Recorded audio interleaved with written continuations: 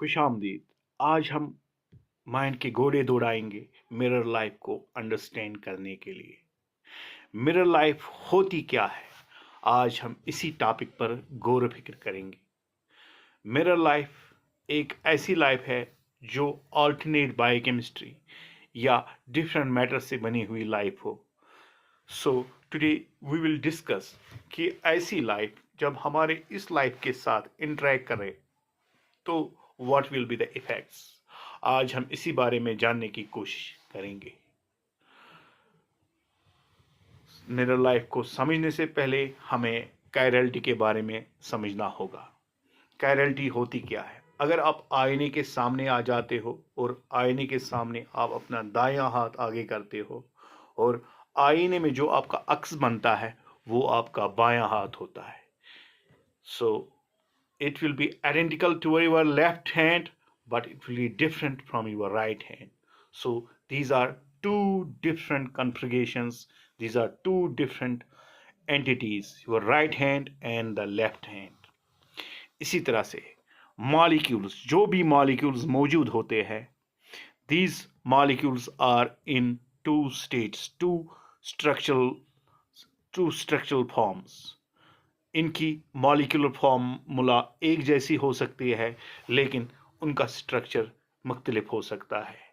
एक type of molecules को हम कहेंगे एल टाइप्स ऑफ मॉलिक्यूल्स, जहाँ पे फंक्शनल ग्रुप लेफ्ट साइड से हो, और दूसरे को हम बोलेंगे डी टाइप ऑफ मॉलिक्यूल, जहाँ पे फंक्शनल ग्रुप दाएं की ओर हो। So functional group is the key group जो डिटरमाइन करता है उस मॉलिक्यूल की खासियत क्या है, उसकी प्रॉपर्टीज क्या है।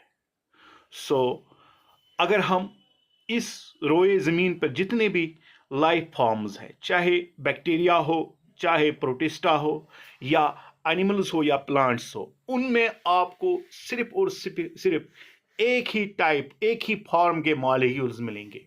जैसे कि अगर हम अपने प्रोटीन्स की बात करें, वो प्रोटीन्स बने हुए हैं बिल्डिंग ब्लॉक्स के एमाइनो एसिड्स के, and all those amino acids R L forms. Similarly जो आपके डीएनए मटेरियल है, जो आपका डीएनए है या आरएनए है, उनमें जो शुगर मॉलिक्यूल्स हैं वो D forms of sugar molecules है। So this is one way this life was created on this planet Earth. यहाँ पे इन मॉलिक्यूल्स का यूज किया गया है। क्या होगा अगर इसके बरक्स alternate form of molecules use किए होते लाइफ को बनाने में? So what will happen if that life will interact with this life? What will be the consequences? सो ये सब जानने से पहले हमें एक चीज़ का जानने की ज़रूरत है कि हमारी लाइफ में इस प्लेनेट ने जो भी लाइफ है उसने इन्हीं मॉलिक्यूल्स का चुनाव क्यों किया है। ये एक इम्पॉर्टेंट क्वेश्चन है कि जैसे कि एल एमाइनो एसिड्स क्यों लाइफ फॉर्म्स में पाए जाते हैं, why not D forms of amino, why not both L और L and D forms of amino acids? तो इसके लिए बहुत सारे थ्योरीज या हाइपोथेसिस दिए गए हैं।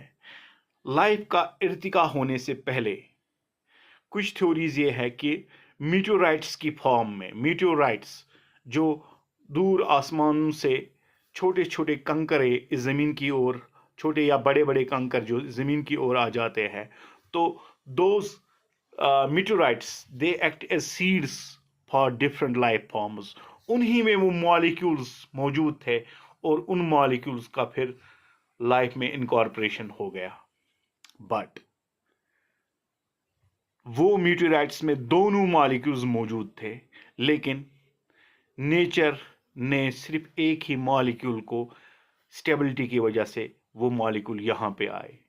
सर्कुलर डाइक्रोमेटिक लाइट जो स्टार्स से निकलती है उसकी कैपेबिलिटी होती है वो एक फॉर्म ऑफ मॉलिक्यूल्स को डिस्ट्रॉय करे, और अल्टीमेटली हुआ क्या, जो मीटेओराइट्स ज़मीन को टकराए गए, जो ज़मीन तक आ गए, उनमें फिर another form of the molecules wire present. So in A way seeding हो गई, एक किस्म के बीज बन गया कि यही मॉलिक्यूल्स लाइफ के बिल्डिंग ब्लॉक्स बन गए। दूसरी थ्योरी ये है कि लाइफ के इर्तिका से पहले, before the evolution of life, there was chemical inequilibrium. Because of this chemical inequilibrium, one form of molecules got incorporated into the life because they were more. एक बर्तरी हो गई एक टाइप के मॉलिक्यूल्स की, क्योंकि केमिकल इम्बैलेंस आ गई, chemical इनइक्विलिब्रियम हो गया, और अल्टीमेटली वो सेल्फ रेप्लिकेटिंग फॉर्म्स में आ गए, ऐसे मॉलिक्यूल जिनकी तादाद ज़्यादा थी because of chance, and ultimately those molecules they replicated or propagated in the form of life. So what so till now we got to know that there are two forms of the molecules. One is right-handed molecule and another is the left-handed molecule. So what is the relevance of these molecules for life? इन सब molecules की life या जिंदगी के लिए क्या relevance है, chirality का क्या रिलेवेंस है लाइफ पर? इस क्वेश्चन को समझने से पहले हमें स्ट्रक्चर और फंक्शन पे आना पड़ेगा। You people must be aware, जो भी प्रोटीन या कार्बोहाइड्रेट या हार्मोन होता है, उसका 3 डायमेंशनल स्ट्रक्चर जो होता है वो उसके फंक्शन को डिटरमाइन कर देता है। अगर हम किसी पजल को जब सॉल्व करते हैं, अगर हम एक पजल को सॉल्व करने में दूसरे पजल के छोटे छोटे टुकड़ों को एडजस्ट करने की कोशिश करेंगे तो होगा क्या, उस पजल को हम एक तरह से समेट नहीं पाएंगे, बिकॉज दोज फ्रैगमेंट्स, दो स्मॉल थिंग्स, स्मॉल पार्ट्स, वो इसमें अच्छी तरह से फिक्स नहीं हो पाएंगे, बिकॉज दोज पार्ट्स वो हिस्से थे किसी और पजल के।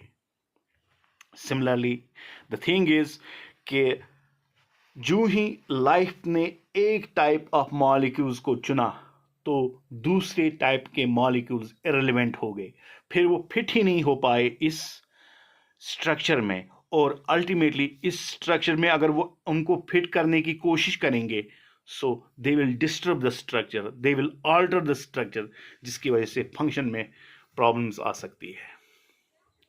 सो this is how life is on this planet. इस प्लेनेट जैसे और बहुत सारे प्लैनेट्स, सितारे और सयारे आसमान में मौजूद है, पूरे यूनिवर्स में मौजूद है। क्या प्रोबेबिलिटी है, क्या पॉसिबिलिटी है कि जैसे यहाँ पे एक टाइप ऑफ मॉलिक्यूल्स बने कि उन सितारों, उन सयारों में दूसरी टाइप ऑफ मॉलिक्यूल्स बने और हमारी जैसे ही आइडेंटिकल और मिरर लाइफ उन प्लैनेट में पनप जाए।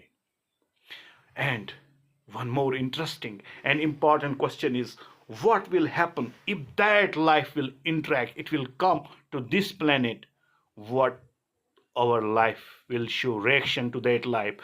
हमारी लाइफ का क्या रद्दअमल होगा उस लाइफ के इंटरेक्शन करने से? आज इन मौजूद पे हम बहुत इंपॉर्टेंट डिस्कशन करने वाले हैं।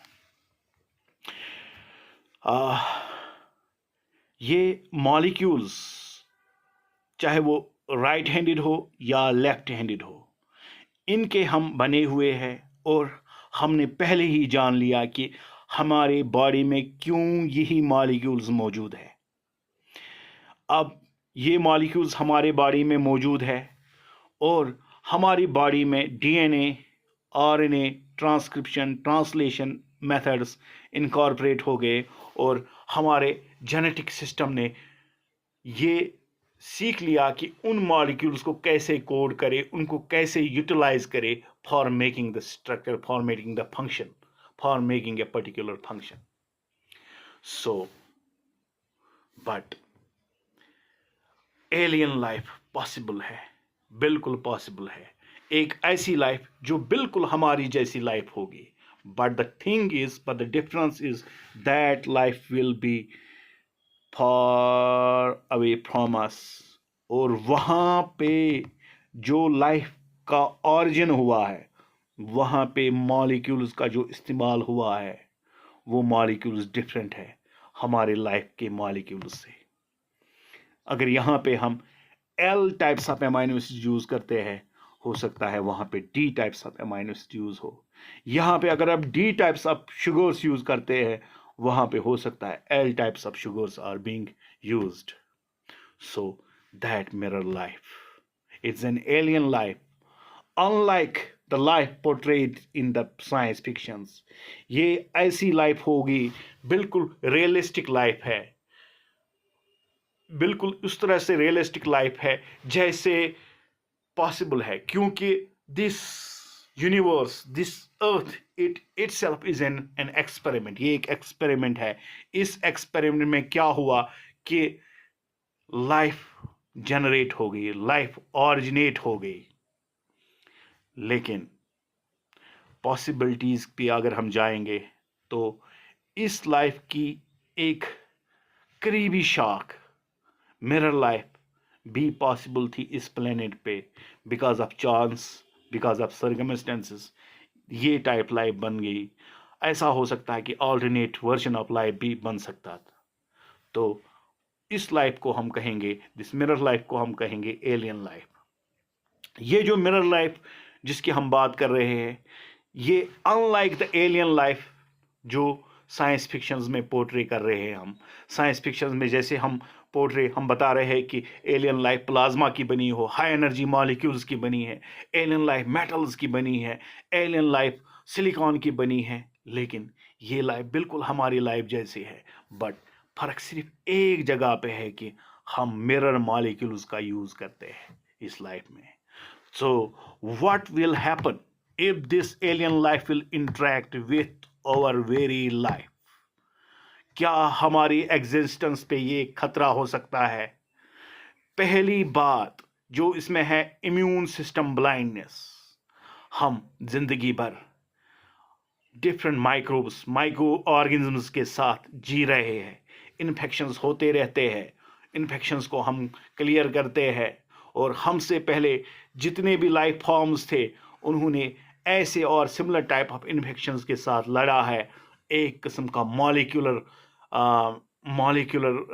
पैटर्न्स को रिकग्नाइज करने की सलाहियत हासिल की गई है, तो वो हमारे पास एक एडवांटेज है।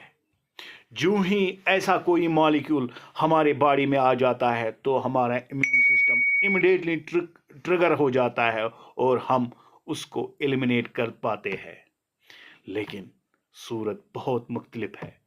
The circumstances are different. If alien microorganism, alien bacteria हमारे लाइफ में इंटरेक्ट करेगा, बैक्टीरिया आप लोग बखूबी वाकिफ है, रेजिलेंट होते हैं और हर जगह मौजूद होते हैं। They can invade us. If those bacteria invade, our immune system is very much blind. हमारा इम्यून सिस्टम उनको बिल्कुल रिकग्नाइज ही नहीं कर पाएगा। So what will happen? They will create disaster for our system. वो हमारे बॉडी के लिए एक डिजास्टर, एक खतरनाक सूरत हाल पैदा कर सकते हैं, जिसकी वजह से हमारी बॉडी बिल्कुल डिजीज स्टेट में आ सकती है विदाउट नोइंग कि क्या हो रहा है। दूसरी चीज जो एक इंपॉर्टेंट चीज हो सकती है, आजकल जितने भी डायग्नोस्टिक अपैरेट्स हमारे पास है, डायग्नोस्टिक मैकेनिज्म्स है, डायग्नोस्टिक किट्स है, वो इस लाइफ फॉर्म को वो रिकग्नाइज करते हैं। वो ये वाला डीएनए मटेरियल, ये वाला प्रोटीन, ये वाले हार्मोन्स इनको रिकग्नाइज करते हैं। बट द मिरर लाइफ, उनके प्रोटीन्स, उनके डीएनए, उनके हार्मोन्स बिल्कुल हम नहीं जान पाएंगे। So we will be very much prone to such dangers. So second thing is ecological disruption. सोचे अगर मिरर बैक्टीरिया हमारे इकोसिस्टम में आ जाए तो क्या होगा? क्या होगा कि ये मिरर बैक्टीरिया हमारे इकोसिस्टम को डिस्ट्रॉय कर सकता है। हमारे बैक्टीरिया जो है, बेनिफिशियल बैक्टीरिया जो है, उनकी जगह ले सकता है, और उनकी जगह लेते लेते वो हमारे पूरे इकोसिस्टम को डिस्ट्रॉय कर सकते हैं। So that will be another challenge.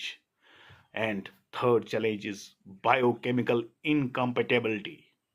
हमारा बायोकेमिकल सिस्टम, हमारा मेटाबॉलिज्म हमारे वेस्ट प्रोडक्ट्स, टॉक्सिन्स, इनको रिकॉग्नाइज करता है, लेकिन these mirror molecules they are different. उनके टॉक्सिन्स, इनके वेस्ट प्रोडक्ट्स डिफरेंट होंगे हमारे बायोकेमिकल नून और फैमिलियर टॉक्सिन्स से। तो they can pose very much risk to our existence. इनकी वजह से अनएक्सपेक्टेड रिएक्शंस, अनएक्सपेक्टेड एलर्जीज हमारे बॉडीज को हो सकते हैं। They have one more thing, pandemic potential.